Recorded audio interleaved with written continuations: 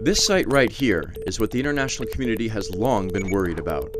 The Yongbyon Nuclear Scientific Research Center is North Korea's most important nuclear facility.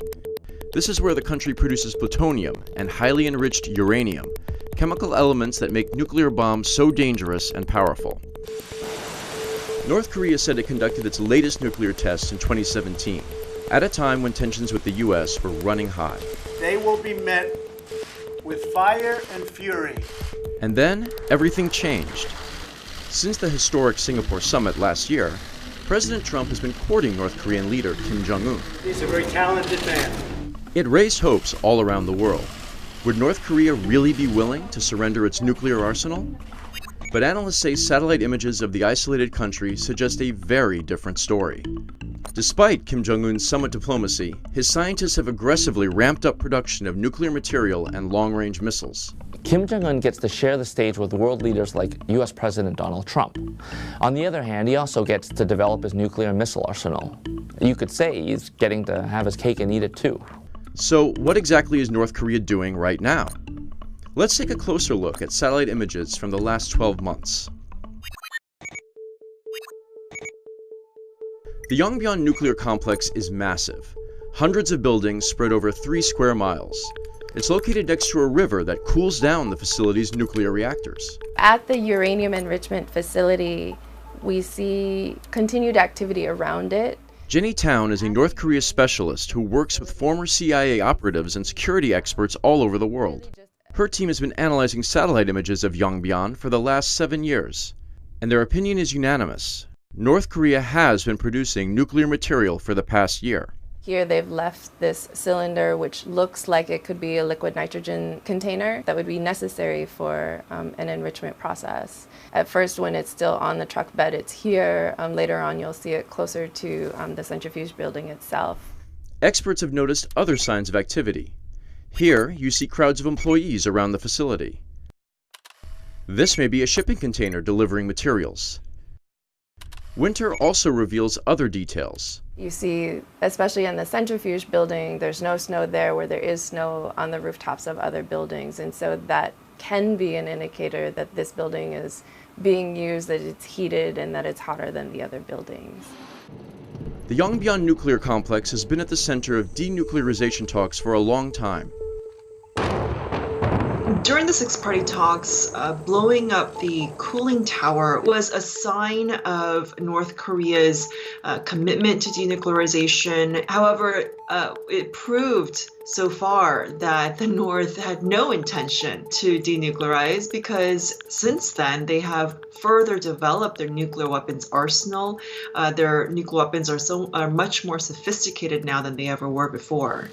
At the Vietnam summit in February, Kim Jong-un offered to dismantle this nuclear center in exchange for lifting US-led sanctions on his country. But the Trump administration refused. Why? Because Washington said Pyongyang needed to dismantle more than just Yongbyon.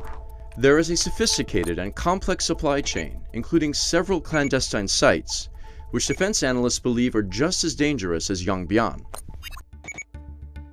45 miles from Yongbyon is a factory that experts say manufactures missiles. They essentially carry nuclear warheads to the intended target. The ones produced in this facility are the famous North Korean intercontinental ballistic missiles, or ICBMs, that can reach the US. You can see signs of activity, like these trucks, shipping containers, and cranes around the facility. At the beginning of the year last year, Kim Jong-un told his scientists and engineers to mass-produce nuclear warheads and ballistic missiles, and to accelerate efforts for deploying them for action. International sanctions have blocked North Korea's access to some materials needed to build its advanced missiles. And Pyongyang has actually found a way to get around a lot of the sanctions that have been imposed on it. A lot of analysts now believe that North Korea can produce some of the parts for the heavy trucks that it now launches missiles from. And Japan is concerned that Pyongyang is able to import some fine chemicals that can be used to make smartphone screens, but also can be used for weapons of mass destruction. So, what kind of weapons does North Korea have at its disposal right now? Analysts at the U.S. Defense Intelligence Agency say it could have produced 12 nuclear weapons since the first Trump-Kim handshake in Singapore last year. In total, analysts say Pyongyang could possess between 20 and 60 nuclear weapons right now. These could be mounted on one of its new Hwasong-15 rockets, developed in 2017, which are capable of reaching the US. In front of the international community, it appeared North Korea had made a concession.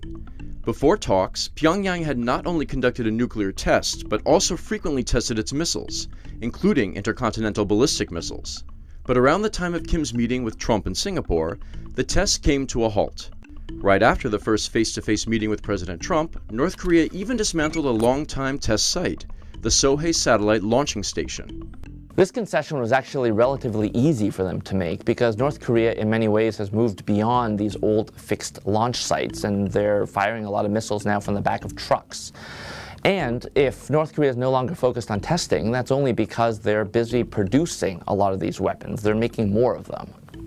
After the failed Hanoi summit in February this year, satellite images showed North Korea rebuilding the site. It was widely viewed as an act of provocation for reaching no deal with the US. And that moratorium on testing? Well, that didn't last too long either. In May and June, North Korea fired 2 short-range rockets into the sea between Korea and Japan. Despite the evidence gathered by security analysts, the Trump administration has been downplaying North Korea's continuing nuclear operations. You think he's still building nuclear weapons? I don't know. I hope not. He promised me he wouldn't be. And Pyongyang hasn't commented on whether its nuclear operations are still ongoing. So, while Trump and Kim keep talking, North Korea appears to be quietly doubling down on its nuclear arsenal, right under the nose of the rest of the world.